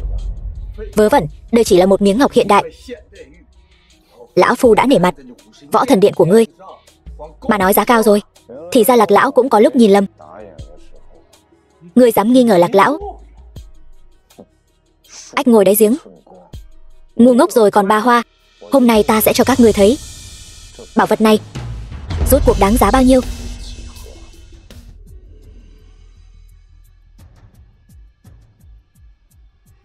Linh lực phóng ra ngoài. Linh lực phóng ra ngoài là sao? Ta muốn xem thử. Miếng ngọc chỉ đáng giá 10 vạn đồng này, ngươi làm sao có thể xoay chuyển càn khôn? Linh lực phóng ra ngoài, cường giả chiến thần cảnh bình thường tuyệt đối không làm được. Nhưng cho dù thực lực của kẻ này mạnh đến đâu, thì làm sao có thể thay đổi bản chất của ngọc được? Có chút thú vị. Đừng phí công nữa, ngươi.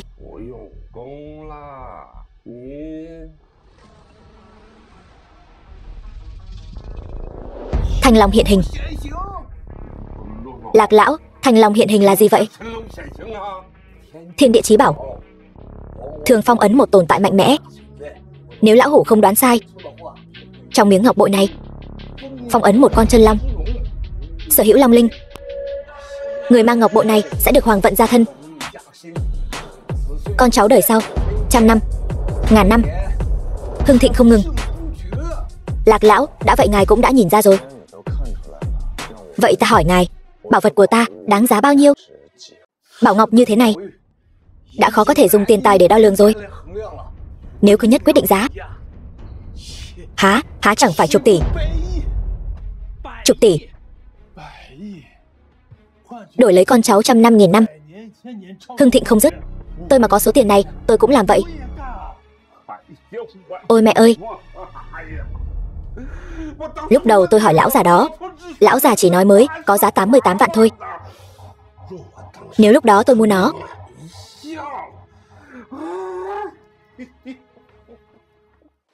là lão bản, bây giờ thắng thua đã rõ. Ông có phải nên thực hiện lời hứa cá cược không? Là mỗ mắt mờ không thấy Thái Sơn.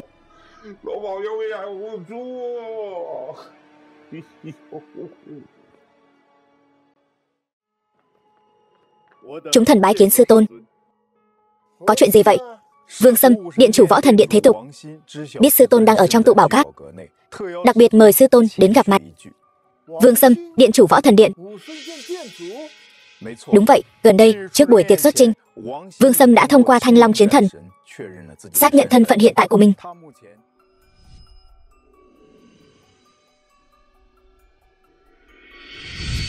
Trong Võ Thần Điện có tên đó. Còn chưa đến lượt Vương Sâm làm điện chủ. Võ Thần Điện sóng ngầm mãnh liệt. Xem ra có một vở kịch hay sắp diễn ra rồi. Điện chủ, lão đạo sĩ kia đã đi rồi. Chúng ta còn chưa đưa tiền mà. Lão đạo sĩ đó không phải người thường. Hai vị chiến thần. Là lão bản, ý này là sao? Cảm tạ hai vị chiến thần nương tay. Đây là chút lòng thành của La mỗ.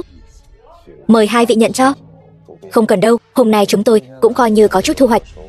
Chỉ mong là lão bản sau này khiêm tốn hành sự là được. Vâng vâng. Hai vị, điện chủ Võ Thần Điện bây giờ chắc đang ở buổi đấu giá. Hai vị không đi theo sao? Điện chủ Võ Thần Điện. Đúng vậy, chính là người thừa kế của vương gia. Vừa rồi còn mua vài thứ ở chỗ tôi, tặng cho vị đại minh tinh. Diệp tiểu thư đi cùng hắn, hơi thú vị đấy. Chỉ nhược, thuộc hạ có mặt, chúng ta đi xem thử tên đệ đệ tốt của ta lại giở trò gì nữa. Đệ đệ,